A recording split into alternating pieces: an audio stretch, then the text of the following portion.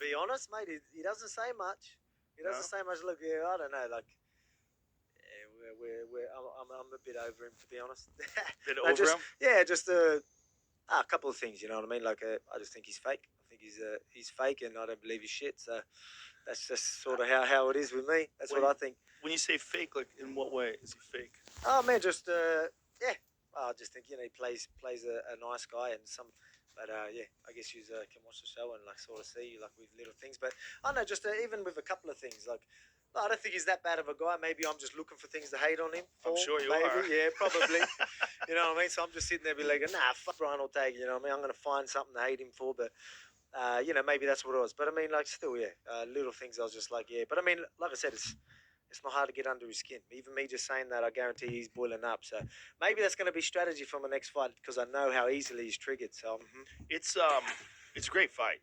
Like if you look at the fight on paper, especially after his fight with the Korean Zombie, it's a fun fight to watch. Like, yeah, no, he definitely looked good in that fight. He surprised me in that fight too. He definitely changed his game a little bit and fought a different fight that I wasn't expecting.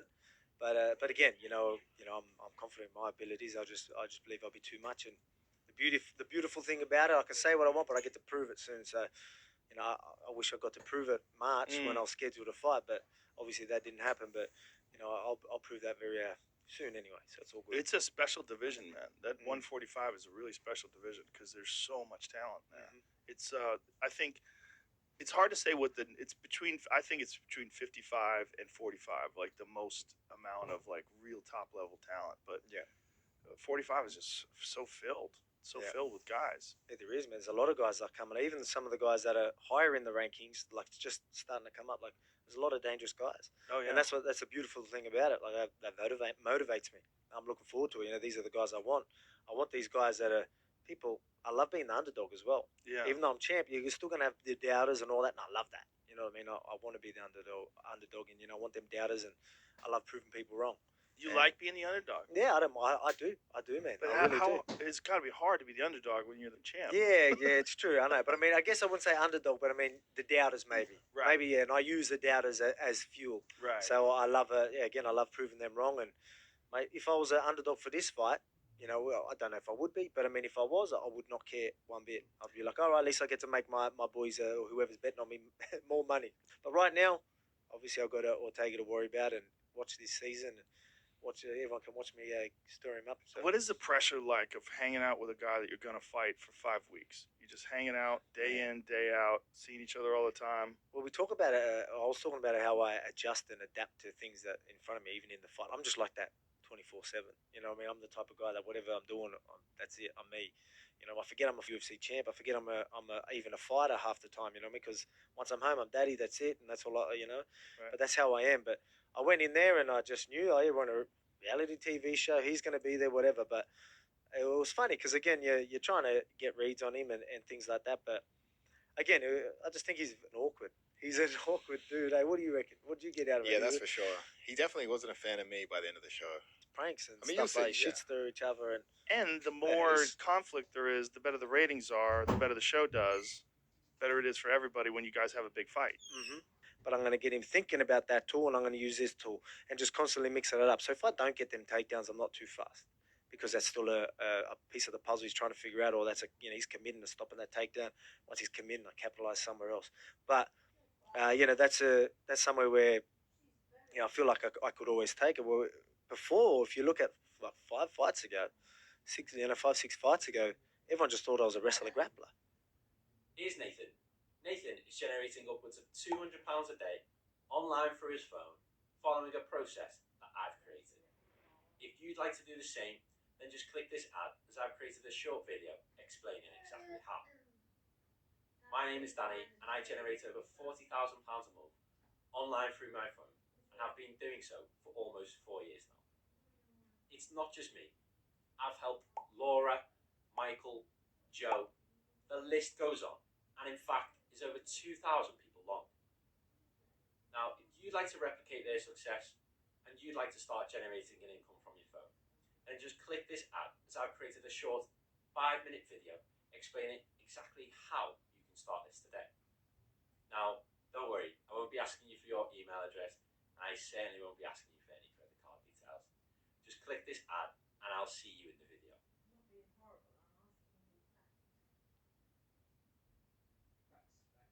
What's up, guys? Anton Curley here, and I want to invite you to a free training I have coming up. Specifically, what I am going to cover on it.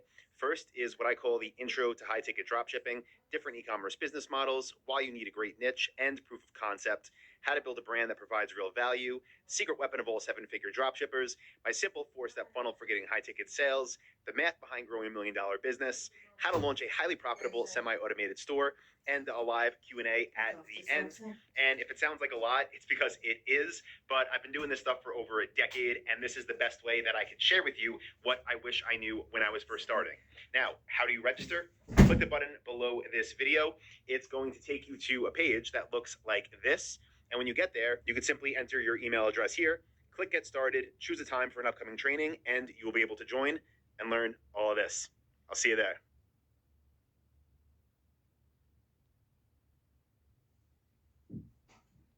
Now people just think I'm just a striker. Like from my last few fights, they just look at me as a striker. But it just shows you where, obviously, we did a lot more, training with city kickboxing and that. So I've always had that wrestling background and that gritty, hard working sort of mentality. And we knew a lot about going to city and the fine details. We had details on the wall and all that type of stuff. But going over there and they have just so attention to detail with striking. And you're seeing it in my last fights where people don't even know I got like wrestling or grappling. I want to see him and Ortega after the fight actually have a grappling match because people obviously ride very, very high on Ortega's grappling, but I think, very underrated. I would love to see it.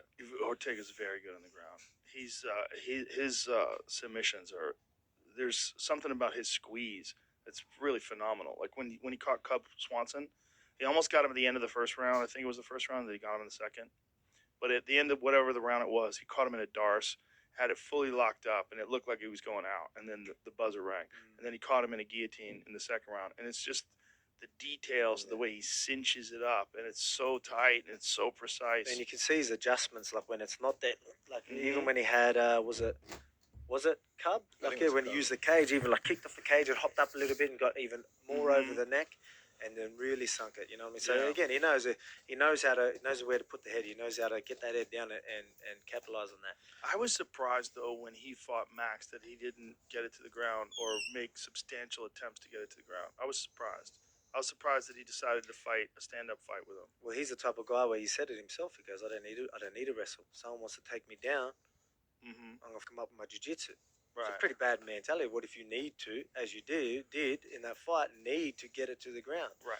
You know what I mean? The wrestling goes a long way. There's a lot of control in wrestling, defensively and offensively. So, having that tool goes a long way. Yeah, I don't think you can have any holes in your game at the elite level anymore. It's not, unless, even if you're a great striker, what if you get clipped? Anything can happen. Yeah, 100%. And you got to understand that. You know what I mean? Even though, you don't want to talk yourself up, you don't want to be cocky, but I'm definitely confident. But a lot of these opponents that I see, even with this next fighter, there's a lot of different challenges that I need to be aware of. But I still feel like it's just more about him landing a certain shot or him maybe getting a submission, and so it's just about nullifying that. But I just feel like. Without any disrespect to him, I just feel like that's his go-to, and that. But again, we're in MMA where that could definitely happen.